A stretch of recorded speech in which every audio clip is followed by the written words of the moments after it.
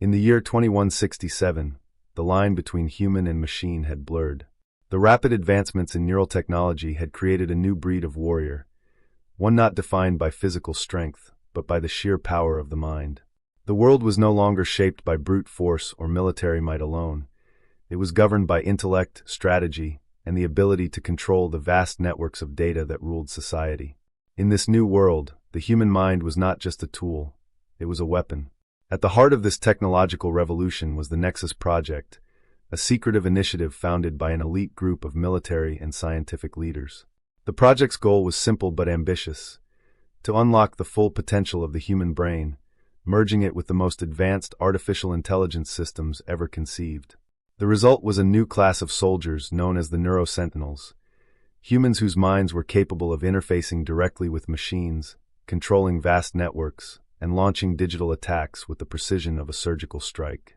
The first successful integration had been an unprecedented breakthrough, and its test subject, a young woman named Lyra Jensen, had become the symbol of the new era. Lyra was an orphan, recruited from the streets by a military recruiter who saw potential in her quick thinking and unshakable will. Her mind, they believed, could withstand the procedure that would merge it with the Nexus interface, a neural connection that would allow her to control, manipulate, and dominate any system she accessed. The results were astounding. Lyra's mind was no longer confined to her own thoughts. As the neural connections took hold, she began to access data streams, control drones, disable security systems, and manipulate digital infrastructure with a mere thought. She could hack into military satellites, cause massive power surges, and even manipulate the weather patterns of entire regions, all with the flick of a thought. The power was intoxicating, and yet, as she became more connected to the machines, Lyra found herself questioning what made her truly human. The Nexus Project had started as a way to protect humanity, to give them an edge in a world where cyber warfare was just as devastating as physical combat. But as Lyra's abilities grew, so did the power of those who controlled her. The government that funded the project saw an opportunity for more than just defense. They saw a weapon, one that could be wielded to control entire nations, erase enemies, and reshape the world order. Lyra, however, had other ideas. The more she used her power, the more she realized the dangerous path she was on. As she connected to global networks, she saw the patterns of corruption that ran deep within the system. The very people who had created her, who had given her this power, were using it to dominate weaker nations, silencing dissent, and eradicating opposition. They had turned her into a tool of war and subjugation, and she was beginning to see just how fragile the human mind could be when it was consumed by power. It all came to a head when Lyra was ordered to execute a mission to disable the security systems of a sovereign nation that had refused to join the global alliance. The mission was straightforward: infiltrate, cripple the nation's defense systems, and leave them vulnerable to a military strike. But when Lyra accessed the country's network, she discovered something that changed everything: a hidden archive of data exposing the global alliance's deepest secrets, the atrocities committed in the name of control, and the manipulation of entire populations. The revelation sent shockwaves through Lyra's mind. She had always known she was part of something bigger, but now she understood the true cost of her power. The more she tapped into the network, the more she saw: lives destroyed, economies shattered, entire civilizations bent to the will of those who controlled the flow of information. The Global Alliance, which had once claimed to be the protector of peace and stability, was nothing more than a facade for an authoritarian regime that sought to rule through fear and control. In that moment, Lyra made a choice, one that would change the course of history. She disconnected herself from the Nexus interface, severing the neural link that had made her both a weapon and a prisoner.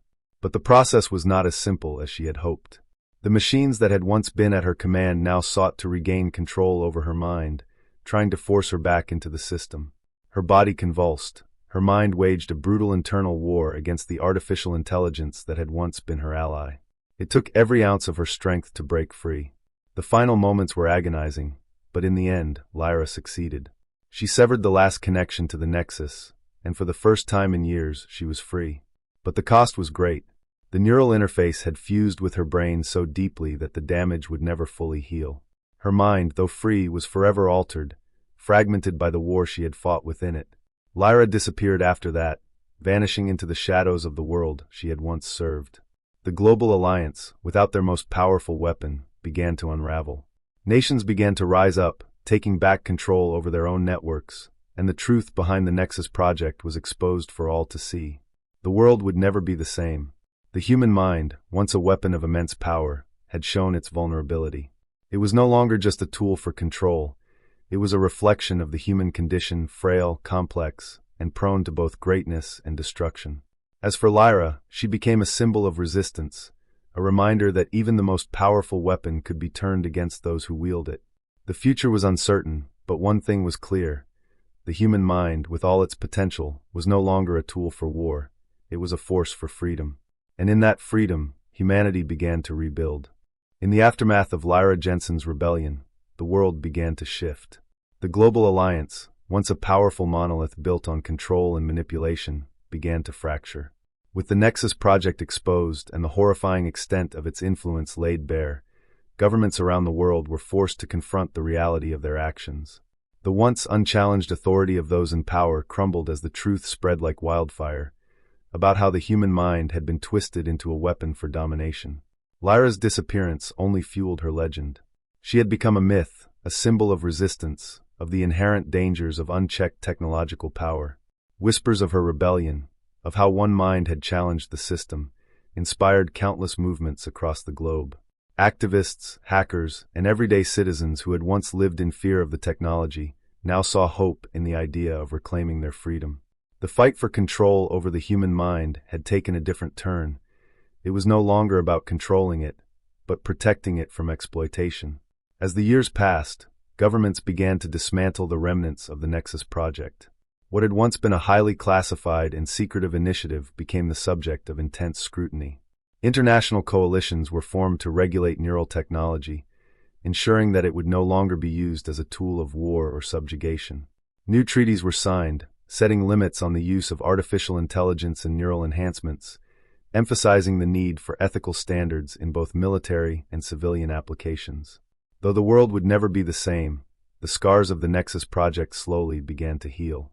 Technological advancements continued, but with a newfound respect for the autonomy and integrity of the human mind. People who had once been exploited by the very systems they helped build now held positions of power in shaping the future. Neural enhancements were no longer about domination, but about enhancing human capabilities in ways that respected the limits of the mind, rather than exploiting its vulnerabilities. Lyra's legacy lived on, not in the form of a mighty warrior or a conqueror, but as a symbol of the power of individual choice. Her sacrifice and her rebellion against the forces that sought to control her became the foundation for a world that valued freedom over control, self-determination over manipulation. And though Lyra never returned to see the full extent of her impact, her actions had planted the seeds for a better future. A future where the human mind, powerful and fragile, would never again be treated as just a weapon. The world had learned the hard way. The mind could not be harnessed without consequence, and the most dangerous weapon of all was one that could never be truly controlled.